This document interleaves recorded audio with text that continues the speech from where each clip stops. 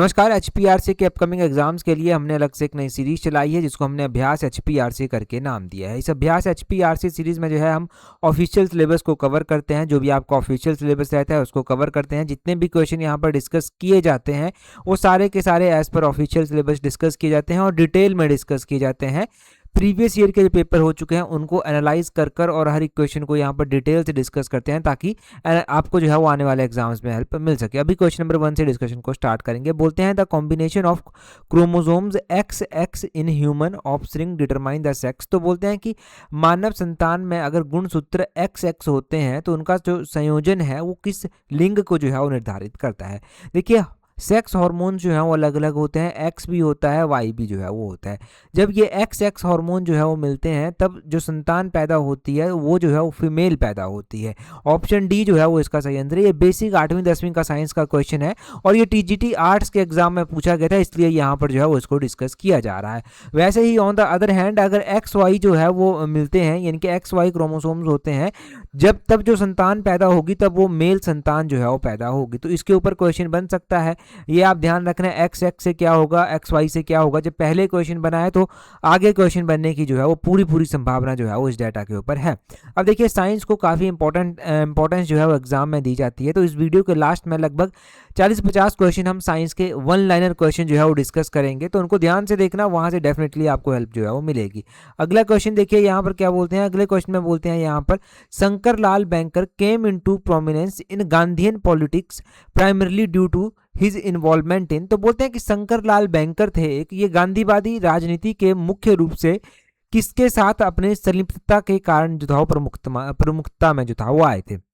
अब देखिए ध्यान रखना आप यहाँ पर ये जो शंकर लाल बैंकर थे, किताबों पर मतलब जो आपकी आम किताबें हैं उनमें बहुत कम नाम आपको ये देखने को मिलेगा हिस्ट्री की किताबों पर। तो इस क्वेश्चन को नोट करना। बोलते हैं शंकर लाल बैंकर एक गांधीवादी जो है वो पॉलिटिशियन हुआ करते थे। अब इनकी इन्वॉल्वमेंट किसमें थी कि ये चर्चा में आए। सबसे पहले दिया गया है कि नॉन कॉपरेशन मूवमेंट जो हुई थी उसमें इनकी इन्वॉल्वमेंट थी। दूसरे में दिया गया है the formation of home rule league in Gujarat, की गुजरात में जो होम रूल लीग बना था वहां पर इनकी इन्वॉल्वमेंट थी। और तीसरे में चंपारण सत्याग्रह जो है वो दिया गया है। चौथे में अहमदाबाद मिल स्ट्राइक जो है वो दिया गया है। तो इनकी जो इन्वॉल्वमेंट थी वो थी अहमदाबाद मिल स्ट्राइक में as an organizer through Gujarat Sabha. इन्होंने गुजरात सभा के थ्रू जो है वो अहमदाबाद मिल स्ट्राइक में जो है वो भाग लिया था। तो ऑप्शन डी इसका सही आंसर हो जाएगा। इसलिए ये चर्चा में आए थे, या फिर यूं भी कह सकते हैं कि इसलिए ये जो है वो प्रसिद्ध हुए। शंकरलाल बैंकर के बारे में थोड़ा सा जान लेते हैं और उतना ही जानेंगे जितना एग्जाम के लायक होगा। देखिए ये जो शंकर लाल बैंकर थे ना, ये 1889 से लेकर 1985 तक जो था इनका मतलब रहे थे, इतने टाइम तक ही जीवित। और अगर हम इनकी बात करते हैं तो गांधी जी के एसोसिएट थे। इनके द्वारा जो है जो हम पत्रिकाएं पढ़ते हैं, खासकर यंग इंडिया हो गया, नवजीवन हो गया, इनकी पब्लिकेशन इनके द्वारा की गई थी। बाद में चलकर महात्मा गांधी जी को इनके द्वारा ये सौंप दी गई थी। तो इसलिए इनका कंट्रीब्यूशन जो है वो काफ़ी इंपॉर्टेंट जो है वो यहाँ पर है। अहमदाबाद मिल स्ट्राइक के बारे में आप क्या जानते हैं और कितना जानना चाहिए एग्जाम पॉइंट ऑफ व्यू से।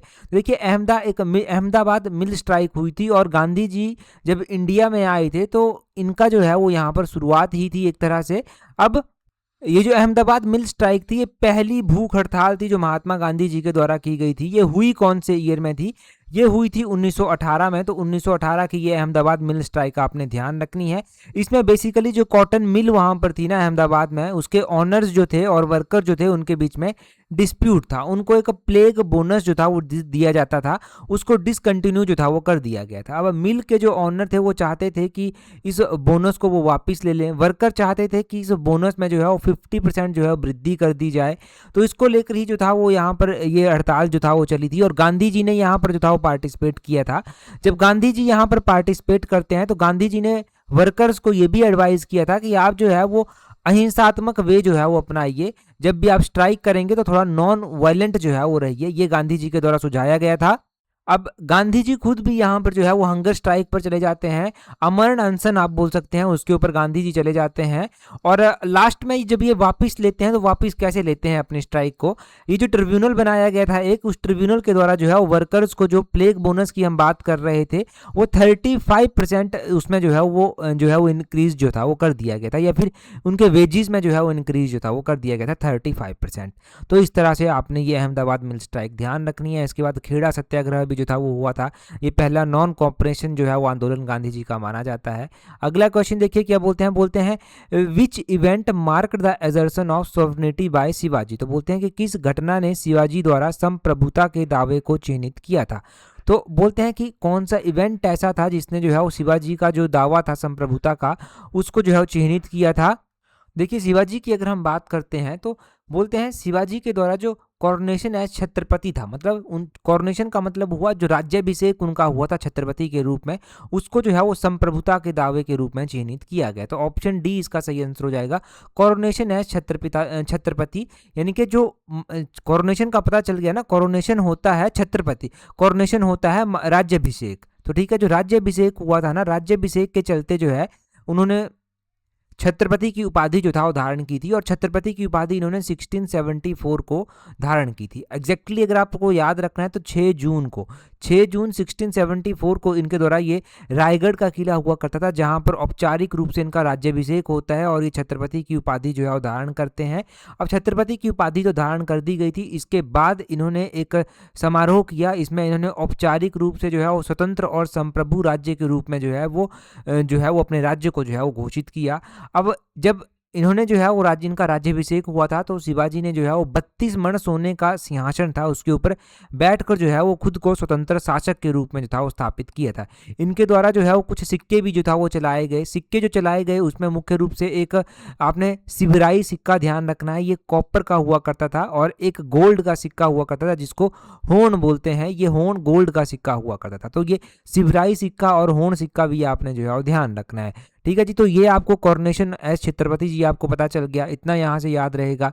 अगला क्वेश्चन देखिए, बोलते हैं in monopoly market profit is maximum when. तो बोलते हैं कि जो मोनोपोली मार्केट होती है उसमें जो प्रॉफिट होता है उसमें जो है वो बोलते हैं एकाधिकार का जो बाजार होता है उसमें जो लाभ होता है वो अधिकतम कब होता है, या जब मार्जिनल कॉस्ट मार्जिनल रेवेन्यू के बराबर हो जाती है तब होता है, या प्राइस इज रेज्ड जब प्राइस बढ़ जाते हैं तब होता है, या एसी इज मिनिमम जब एसी यानी कि एसी का मतलब है एवरेज कॉस्ट जब जो है वो मिनिमम होती है तब होता है, या फिर जब आउटपुट जो है वो मैक्सिमम होती है तब होती है। तो जो मोनोपोली मार्केट होती है उसमें जो लाभ होता है वो अधिकतम तब होता है जब मार्जिनल कॉस्ट जो है वो मार्जिनल रेवेन्यू के बराबर जो है वो होती है। जब MC is equal to M R मतलब जब मार्जिनल कॉस्ट जो है वो मार्जिनल रेवेन्यू के बराबर होती है तब इसमें जो है वो मोनोपोली मार्केट में जो है वो अधिक जो है वो प्रॉफिट होता है। देखिए पहले तो समझिए कि ये मार्जिनल कॉस्ट होता क्या है। देखिए मार्जिनल कॉस्ट का मतलब होता है कि एक चीज़ की जो लागत है ना उसमें कमी आ जाना क्योंकि दूसरे चीज़ की लागत में जो है वो इम्प्रूवमेंट हो गया है उसके कारण। अब देखिए मार्जिनल कॉस्ट समझिए कि मार्जिनल कॉस्ट होता क्या है। अब यहाँ पर एक एग्जांपल देकर मैं आपको समझाता हूँ कि मार्जिनल कॉस्ट होता क्या है और मार्जिनल रेवेन्यू भी क्या होता है, तब आप अच्छे से जो है वो समझ पाएंगे। मान लीजिए कोई कंपनी है, वो क्या करती है, वो जो है वो 100 रुपये में जो है वो क्या करती है, कोई भी 10 चीज़ें जो है वो प्रोड्यूस कर देती है। ठीक है, 10 चीज़ें वो प्रोड्यूस कर देती है 100 रुपये में। अब उसको क्या करना है, उसने जो है वो 120 रुपये में चीज़ें प्रोड्यूस करनी है। तो 120 रुपये में वो कितनी चीज़ें प्रोड्यूस करेगी, वो 12 चीज़ें जो है वो प्रोड्यूस करेंगी। ये जो 2 एक्स्ट्रा आया ना यही मार्जिनल कॉस्ट है। जो एक्स्ट्रा यहाँ पर एक तरह से कह सकेंगे अतिरिक्त इकाई जो आई ना आपके पास वही जो है वो मार्जिनल कॉस्ट है। मार्जिनल रेवेन्यू क्या होता है, मार्जिनल रेवेन्यू इस तरह से आप समझिए कि कोई भी चीज़ है ना, जैसे मान लीजिए कि आप जो है वो क्या कर रहे हैं, आप 1000 रुपये में जो है वो 100 चीज़ें जो है वो कोई बना रहे हैं। तो एवरेज यहाँ पर निकल कर कितना आएगा कि एक चीज़ बन रही है जी 10 रुपये की।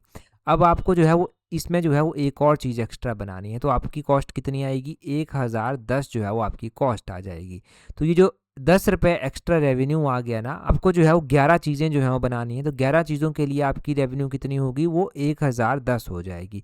और ये जो 10 एक्स्ट्रा आया यही जो है वो मार्जिनल रेवेन्यू है। अगर आप समझ गए होंगे तो आपको थोड़ी बहुत जानकारी थी मार्जिनल कॉस्ट और मार्जिनल रेवेन्यू की। अगर आप आगे बोलते हैं which of the following events marked the first major indirect confirmations of the super powers during the cold wars. तो बोलते हैं कि निम्नलिखित में से किस घटना ने शीत युद्ध के दौरान महाशक्तियों में पहले बड़े अप्रत्यक्ष टकराव को चिन्हित किया था। तो सबसे पहला जो अप्रत्यक्ष टकराव हमें देखने को मिला था वो जो है वो हमें जो बर्लिन ब्लॉकेड था वहाँ से देखने को मिला था। ऑप्शन डी जो है वो सही आंसर है।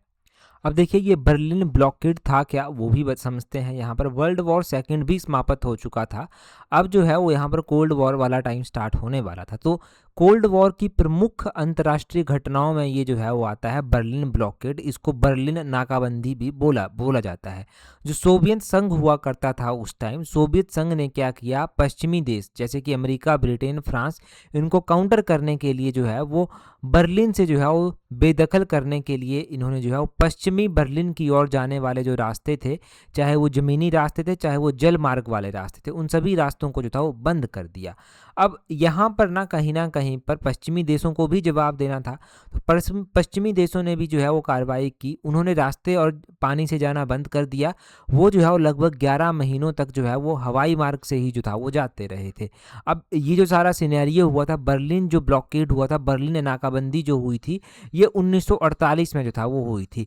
24 जून 1948 को ये स्टार्ट हो गई थी। 24 जून 1948 को ये स्टार्ट हो गई थी। और कब तक जो था ये चली थी, तो ये चली थी कब तक, 12 मई 1949 तक। कब तक, 12 मई 1949 तक जो था ये चली थी। ठीक है जी, तो ये आपने ध्यान रखना है इस बर्लिन ब्लॉकेड के बारे में। अगला क्वेश्चन देखेंगे हम, हमारे पास क्या पूछा गया है, परंतु अगला क्वेश्चन हम डिस्कस करें उससे पहले अगर आप तैयारी कर रहे हैं अपकमिंग HPRC के JBT एग्जाम के लिए, पटवारी एग्जाम के लिए, तो आप हमारी कॉम्प्रिहेंसिव टेस्ट सीरीज के साथ जुड़ सकते हैं, जिसका लिंक नीचे डिस्क्रिप्शन बॉक्स, कमेंट बॉक्स में दिया गया है। देखिए अभी जो नौकरियों का सिनेरियो है उसके बारे में ज़्यादा आपको समझाने की ज़रूरत है भी नहीं, क्योंकि आप बहुत समझ चुके हैं उसके बारे में पहले ही। तो अगर सीरियसली तैयारी कर रहे हैं तो इन अपॉर्चुनिटीज़ को हाथ से जाने ना दें। आप टेस्ट सीरीज से जुड़ सकते हैं और अपनी स्टडी को प्रॉपर शेप दे सकते हैं। टेस्ट सीरीज का लिंक नीचे डिस्क्रिप्शन बॉक्स, कमेंट बॉक्स में दिया गया है। जूनियर ऑफिस असिस्टेंट के फॉर्म भी निकले हुए हैं, आपने भर दिए होंगे, अभी तक नहीं भरे हैं तो अभी भर लीजिए, टाइम है। परंतु जूनियर ऑफिस असिस्टेंट जो है वो ये भी एक ऐसा मौका है जो आपके पास एक अंतिम मौका ही आप समझिए। नौकरी ले ली तो ले ली, रह गए तो रह गए। 817 के मौके जा चुके हैं, अब यही मौका आपके पास बचा हुआ है। तो इसमें अगर आप नौकरी लेना चाहते हैं तो आप हमारी टेस्ट शीट्स के साथ जुड़ सकते हैं, अपनी जो प्रैक्टिस है उसको एनालाइज कर सकते हैं और अपनी स्टडी में डे बाय डे इम्प्रूव कर सकते हैं। टेस्ट शीट्स का लिंक नीचे डिस्क्रिप्शन बॉक्स, कमेंट बॉक्स में दिया गया है। अगला क्वेश्चन देखिए क्या बोलते हैं which of the following acts transferred the power of governance in India directly to the British crown. तो बोलते हैं कि निम्नलिखित में से किस अधिनियम ने भारत में शासन की जो शक्ति थी वो सीधे ब्रिटिश क्राउन को जो था वो हस्तांतरित कर दी थी। हमारे पास अलग अलग तरह के एक्ट आते हैं, रेगुलेटिंग एक्ट आता है, चार्टर एक्ट आते हैं, इंडियन काउंसिल एक्ट आते हैं, हमारे पास गवर्नमेंट ऑफ इंडिया एक्ट भी जो है वो आता है। अभी जो गवर्नमेंट ऑफ इंडिया एक्ट था ना, यही इंपॉर्टेंट है। ये गवर्नमेंट ऑफ इंडिया एक्ट था 1858 का, ऑप्शन डी इसका सही आंसर हो जाएगा। इस गवर्नमेंट ऑफ इंडिया एक्ट 1858 के तहत जो था वो क्या किया गया था, इसके तहत जो पावर थी वो ट्रांसफ़र कर दी गई थी। मतलब किस तरह से पावर ट्रांसफ़र की गई थी यहाँ पर ये भी समझेंगे। इसमें बोलते हैं जो पावर ऑफ गवर्नेंस थी वो जो है वो इंडिया को जो गवर्न करने की पावर थी वो डायरेक्टली ब्रिटिश क्राउन के हाथों में जो था वो आ गई थी। इससे पहले अलग अलग तरीक़ों से जो था वो इंडिया को रूल जो था वो किया जा रहा था। अब 1857 का जो विद्रोह होता है ना, उसके बाद बहुत सारी चीज़ें जो हैं वो चेंज यहाँ पर हो गई। 1857 के विद्रोह के बाद अंग्रेजों ने बहुत कुछ सीखा और वैसे ही वो 1858 में जो 1857 का विद्रोह हुआ उसके बाद जो है ये 1858 में एक एक्ट लेकर आते हैं जिसको गवर्नमेंट ऑफ इंडिया एक्ट 1858 जो है वो बोला जाता है। इसको act for the good government of India भी जो है वो बोला जाता है। इसमें जो है वो ईस्ट इंडिया कंपनी जो थी उसको जो है वो समाप्त कर दिया गया। जितनी भी पावर थी वो सारी ब्रिटिश क्राउन के हाथों में जो है वो चली जाती है। और यहीं पर आपने ये भी ध्यान रखना है कि हमारे जो पहले वाइसराय फिर बनाए गए थे वो कौन बनाए गए थे। इंडिया के जो पहले वाइसराय बने थे वो लॉर्ड कैनिंग जो था वो बने थे। यहाँ से बहुत सारी और भी चीज़ें जो था वो की गई। फॉर एग्जाम्पल इससे पहले जो एक्ट था उसमें बोर्ड ऑफ कंट्रोल और कोर्ट ऑफ डायरेक्टर हुआ करते थे, परंतु इसने ये डबल गवर्नमेंट सिस्टम को जो था वो समाप्त कर दिया। ये बोर्ड ऑफ कंट्रोल और कोर्ट ऑफ डायरेक्टर अब समाप्त जो था वो हो चुके थे। और इसके द्वारा एक नया ऑफिस क्रिएट किया जाता है जिसको secretary of state for India जो है वो बोला जाता है। ये जो secretary of state for India था ना, इसमें ध्यान रखना है कि इसमें जो है वो ब्रिटिश कैबिनेट के मेंबर होते थे और ये रिस्पॉन्सिबल ब्रिटिश पार्लियामेंट को ही जो था वो होता था। इसके बाद हमें और भी बहुत सारे एक्ट देखने को मिले। हमें 1861 का इंडियन काउंसिल एक्ट, 1892 का इंडियन काउंसिल एक्ट, 1909 का इंडियन काउंसिल एक्ट, ये सब देखने को मिला। टाइम टू टाइम उनके बारे में हम क्वेश्चन पढ़ते रहते हैं। अगला क्वेश्चन देखिए, बोलते हैं यहाँ पर the Lokpal is first institution of its kind in independent India established under the Lokpal and Lokayukta act of. तो बोलते हैं कि लोकपाल, बोलते हैं कि ये अपनी तरह का पहली संस्था है। इसकी बोलते हैं लोकपाल और लोकायुक्त अधिनियम जो था वो इसके तहत इसकी स्थापना की गई थी। कब की गई थी इसकी स्थापना? तो 2013 में इसकी स्थापना जो था वो की गई थी। ये आपने ध्यान रखना है। यहाँ पर आप लोकायुक्त के बारे में भी थोड़ा सा ध्यान रखिए कि हिमाचल प्रदेश के पहले लोकायुक्त कौन बनाए गए थे। वो टीवी या दत्ताचारी को बनाया गया था। कमेंट कर कर आप बताएंगे कि टीवी या दत्ताचारी कब लोकायुक्त हिमाचल के बने थे, और प्रेजेंट टाइम में लोकायुक्त कौन है हिमाचल प्रदेश के, वो भी आप कमेंट कर कर बताइए। आगे बोलते हैं what does universal adult franchise mean. तो बोलते हैं कि ये जो सार्वभौमिक वयस्क मताधिकार है, इसका क्या अर्थ है। यूनिवर्सल एडल्ट फ्रेंचाइज एक कॉमन सी टर्म है जिसका मतलब ये होता है कि एवरी अडल्ट सिटीजन, अडल्ट का मतलब है कि 18 साल की आयु जिसकी हो जाती है, वो सिटीजन जो है वो उसके पास राइट टू वोट का राइट जो है वो अधिकार चला जाता है। वो राइट जो है वो वोट जो है वो दे सकता है, ये इसका राइट है। ऑप्शन ए इसका सही आंसर जो है वो होगा। तो यूनिवर्सल एडल्ट फ्रेंचाइज आपने ध्यान रखना है कि इसका मतलब होता है कि जो एडल्ट है कोई भी वो वोट दे सकता है। ऐसा नहीं कि वोट देने के लिए, पहले होता था ऐसा कि प्रॉपर्टी को देखकर, इनकम को देखकर, पैसा देखकर, कास्ट देखकर, रिलीजन देखकर वोट देने के अधिकार मिलते थे, परंतु अब यूनिवर्सल एडल्ट फ्रेंचाइज है। आप 18 साल के हो गए, वोटर कार्ड बनाइए, वोट आराम से दीजिए। पंचायतों के इलेक्शन आ रहे हैं, प्रधान चुनिए और आगे देखिए। फिर आगे क्या बोलते हैं यहाँ पर बोलते हैं jaundice characterised by the yellowing of the skin and eyes is primarily symptom of disease that effect which vital organ. तो बोलते हैं कि पीलिया जो त्वचा और आंखों को पीला कर देता है, उसकी विशेषता यही होती है, इसलिए उसको पीलिया भी बोलते हैं। बोलते हैं इस बीमारी का प्राथमिक लक्ष्य है कि ये किस महत्वपूर्ण अंग को प्रभावित जो है वो करता है। जॉन्डिस जब किसी को होता है ना तो उसका कलर येलो हो जाता है, और ये बॉडी के किस पार्ट को जो है वो इफेक्ट करता है। तो बॉडी के ये लीवर पार्ट को जो है वो इफेक्ट जो है वो करता है। ऑप्शन इसका बी जो है वो सही आंसर होगा। जब जॉन्डिस किसी को होता है तो वो लीवर को इफेक्ट करता है। और अभी हम साइंस तो रिवाइज करेंगे ही वन लाइनर फॉर्म में, तो बहुत सारे साइंस के क्वेश्चन अभी रिवाइज होने भी वाले हैं। अगला क्वेश्चन देखिए, बोलते हैं यहाँ पर, बोलते हैं the planetary model of the atom was suggested by which physicist. तो बोलते हैं कि परमाणु का ग्रह मॉडल किस भौतिकी विज्ञानी के द्वारा जो था वो सुझाया गया था। तो ये जो बोलते हैं प्लेनेटरी मॉडल है ना एटम का, ये किसके द्वारा सुझाया गया था? तो ये रदरफोर्ड के द्वारा जो था वो सुझाया गया था। अब रदरफोर्ड ने ये सुझाया था। आप कहेंगे कि क्या इस तरह का क्वेश्चन एग्जाम में पूछा जाता है? तो ये क्वेश्चन एग्जाम में जो है वो पूछा गया है, तभी हम यहाँ पर डिस्कस कर रहे हैं। टीजीटी आर्ट्स के एक एग्जाम में ये क्वेश्चन पूछा गया था। अब आप यहाँ पर कुछ और भी चीज़ें जान लीजिए। हम इलेक्ट्रॉन, प्रोटॉन और न्यूट्रॉन के बारे में जो है वो पढ़ते हैं। इनकी डिस्कवरी किस किस के द्वारा की गई थी वो भी आपने ध्यान रखना है। सबसे पहले तो आप प्रोटॉन के बारे में ही ध्यान रखिए, क्योंकि प्रोटॉन की डिस्कवरी की गई थी रदरफोर्ड के द्वारा। ठीक है, किसके द्वारा? रदरफोर्ड के द्वारा इसकी डिस्कवरी जो था वो की गई थी, ये आपने ध्यान रखना है। इलेक्ट्रॉन की बात करते हैं कि इलेक्ट्रॉन की डिस्कवरी किसने की थी, तो जे थॉमस ने जो था वो इलेक्ट्रॉन की डिस्कवरी जो था वो की थी। न्यूट्रॉन की बात करते हैं कि न्यूट्रॉन की डिस्कवरी जो था वो की गई किसके द्वारा जो था वो की गई थी। तो न्यूट्रॉन की डिस्कवरी जो है वो चैडविक का नाम आपने ध्यान रखना है, जेम्स चैडविक का नाम इनके द्वारा की गई थी। लगभग 1932 के आसपास इनके द्वारा की गई थी। तो इस क्वेश्चन का ऑप्शन डी सही आंसर हो गया। बाकी तो कुछ आपने चीज़ें जान ही ली। अब हमारे पास जो है वन लाइनर क्वेश्चन चलते हैं। बोलते हैं आकाश का जो नीला रंग होता है वो किस घटना के कारण दिखाई देता है? आकाश, अगर आप दिन को वीडियो देख रहे हैं तो आकाश नीला होगा। ये जो है वो स्कैटरिंग ऑफ लाइट के कारण दिखाई देता है, प्रकाश के प्रकीर्णन के कारण जो है ये दिखाई देता है। स्कैटरिंग ऑफ लाइट आपने ध्यान जो है वो रखना है। बोलते हैं एक अवतल दर्पण यानी कि एक कनकेव मिरर द्वारा बनाया गया प्रतिबिंब आभासी, सीधा और वस्तु से बड़ा कब होता है? देखिए, जब एक कनकेव मिरर होता है ना, कनकेव मिरर जो इमेज क्रिएट करता है, बोलते हैं तो वो आभासी, सीधी और वस्तु से बड़ी होती है जब जो P और मुख्य फोकस F के बीच में होगा तब ये बनती है। बोलते हैं ध्वनि की गति सबसे अधिक किस माध्यम में होती है? तो ध्वनि की गति जो अधिक होती है वो स्टील या आयरन में जो है वो होती है, जो भी ठोस पदार्थ होंगे उनमें होंगी।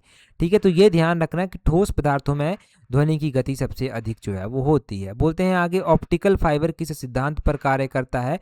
ये TIR टोटल इंटरनल रिफ्लेक्शन के ऊपर कार्य करता है, पूर्ण आंतरिक परावर्तन के ऊपर ये काम करता है। आगे बोलते हैं जो सफेद विट्रियोल है, व्हाइट विट्रियोल है, इसका रासायनिक नाम क्या है? तो इसका रासायनिक नाम जिंक सल्फेट है। और अब देखो ट्रेंड ये चला है कि HPRC अपने ऑनलाइन एग्जाम्स में ये फॉर्मूलाज भी जो है वो पूछ रहा है, तो जिंक सल्फाइड का फॉर्मूला भी आपने ध्यान रखना है। जिंक सल्फाइड का फॉर्मूला आपने ध्यान रखना है Z, यहाँ पर मैं लिख देता हूँ ZnSO4SO2। ठीक है, ये आपने ध्यान रखना है ZnSO4.7H2O, ये इसका फॉर्मूला होता है, तो ये लिख लेना, जिंक सल्फेट का ये फॉर्मूला है। आगे बोलते हैं कौन सी धातु बोलते हैं कमरे के तापमान पर तरल अवस्था में रहती है? तो ये ब्रोमीन जो है वो कमरे में तरल अवस्था में रहती है। अच्छा, यहाँ पर ना थोड़ा मिस रीड हुआ है, यहाँ पर अधातु लिखा गया है, यानी कि नॉन मेटल की यहाँ पर बात की गई है। देखिए नॉन मेटल की जब बात की गई है तो नॉन मेटल का ध्यान रखना है कि वो ब्रोमीन है जो लिक्विड रहती है। अगर हम मेटल की भी बात यहाँ पर कर लेते हैं तो मरकरी का नाम ध्यान रखना है आपने। मरकरी जो है वो लिक्विड रहती है रूम टेम्परेचर पर, तो मरकरी का भी ध्यान रखें। ठीक है जी, आगे बोलते हैं बुझे हुए चूने यानी कि स्लेक्ड लाइम की बात की जा रही है। स्लेक्ड लाइम का जो रासायनिक सूत्र है वो क्या है? तो इसका रासायनिक सूत्र CaOH2 जो है वो होता है, ये इसका सूत्र आप ध्यान रखना। आगे बोलते हैं स्टेनलेस स्टील बनाने में लोहे के बीच किन अधातुओं का मिश्रण किया जाता है? तो स्टेनलेस स्टील जब बनानी होती है तो लोहे में जो है वो किसका, क्रोमियम और निकल का जो है वो मिश्रण किया जाता है, क्रोमियम और निकल, ध्यान रखें। कोशिका का शक्ति गृह, पावर हाउस ऑफ सेल किसको बोलते हैं? ये तो स्टार लगा लीजिए, इंपॉर्टेंट है। बोलते हैं ये माइटोकॉन्ड्रिया को बोलते हैं। मानव शरीर में जो रक्त का थक्का, ब्लड क्लॉटिंग होती है, बोलते हैं किस विटामिन के द्वारा होती है? विटामिन के से जो है ये होती है, विटामिन के आपने नोट करना है। आगे बोलते हैं जो गैस्ट्रिक जूस है, जो जठर रस है, बोलते हैं जो गैस्ट्रिक जूस है इसमें कौन सा अम्ल पाया जाता है? तो इसमें जो है वो HCl हाइड्रोक्लोरिक अम्ल जो है वो पाया जाता है, HCl एसिड इसमें जो है वो पाया जाता है। आगे बोलते हैं पौधे में जल का परिवहन किस टिश्यू द्वारा होता है? तो जो पौधे में जल का परिवहन होता है, पानी पौधों में ऊपर तक पहुंचता है, वो जाइलम टिश्यू से जो है वो होता है। जाइलम का नाम आपने ध्यान रखना है। बोलते हैं अगले क्वेश्चन में किस वस्तु का भार पृथ्वी के केंद्र पर कितना होगा? किसी भी वस्तु का भार पृथ्वी के केंद्र पर कितना होगा? तो वो 0 जो है वो होगा, कितना होगा? 0 होगा। आगे बोलते हैं दाढ़ी बनाने के लिए किस प्रकार का दर्पण उपयोग में लाया जाता है? तो अगर आपको दाढ़ी बनानी है, अपना फेस देखना है ना, महिलाओं को बिंदी लगानी है, तो उसके लिए कनकेव मिरर का इस्तेमाल जो है वो होगा। कौन सा मिरर? कनकेव मिरर होगा, प्लेन मिरर मत सोचना आप। आगे बोलते हैं तारों का टिमटिमाना बोलते हैं किस घटना के कारण होता है? तो वो एटमॉस्फेरिक रिफ्रैक्शन के कारण होता है, वायुमंडलीय अपवर्तन के कारण जो है वो होता है, एटमॉस्फेरिक रिफ्रैक्शन के कारण। आगे बोलते हैं फ्यूज तार बनाने के लिए किस मिश्र धातु का उपयोग किया जाता है? तो फ्यूज तार बनाने के लिए टीन और लेड का इस्तेमाल जो है वो किया जाता है। आगे बोलते हैं मनुष्य में जो स्टमक है, मनुष्य का अमाशय है, उसमें बोलते हैं एक अम्ल है एक्स उत्पन्न होता है जो भोजन के पाचन में सहायता करता है। तो बोलते हैं ये एक्स क्या है? बेसिकली आपको बताना है कि फूड डाइजेशन में कौन सा एसिड रिस्पॉन्सिबल होता है, तो वो हाइड्रोक्लोरिक एसिड जो है वो होता है, हाइड्रोक्लोरिक एसिड। आगे बोलते हैं रेड ब्लड सेल की यहाँ पर बात की जा रही है, RBC की यहाँ पर बात की जा रही है। RBC कहाँ उत्पन्न होता है? तो RBC जो है वो बोन मैरो में, अस्थि मज्जा में जो है वो प्रोड्यूस होता है। आगे बोलते हैं किसको RBC का कब्रिस्तान, इनके ग्रेवयार्ड कहा जाता है? तो जो प्लीहा होता है, स्प्लीन होता है, इसको जो है वो RBC का ग्रेवयार्ड भी बोलते हैं। मनुष्य की लाल रक्त कोशिकाओं का जीवन काल, जो लाइफ स्पैन है वो कितना होता है? जो रेड ब्लड सेल्स होते हैं उनका लाइफ स्पैन लगभग 120 दिन का जो है वो होता है, 120 दिन नोट करें। आगे बोलते हैं वायुयान, एयरक्राफ्ट और रॉकेट बनाने के लिए कौन सी धातु, किस मेटल का उपयोग किया जाता है? तो कॉमनली एल्यूमिनियम का उपयोग जो है वो वहाँ पर किया जाता है। आगे बोलते हैं उपग्रह यानी कि सैटेलाइट कम्युनिकेशन के लिए कौन सा विद्युत चुंबकीय विकिरण इलेक्ट्रोमैग्नेटिक रेडिएशन जो है वो उपयुक्त होती हैं। तो माइक्रोवेव सूक्ष्म तरंगें जो है वो यहाँ पर इस्तेमाल होती हैं। बोलते हैं अगले क्वेश्चन में ताजे पानी का हिमांक यानी कि फ्रीजिंग पॉइंट क्या है। तो ताजे पानी का जो फ्रीजिंग पॉइंट है वो जो है वो 0 है। 0 आपने ताजे पानी का फ्रीजिंग पॉइंट ध्यान रखना।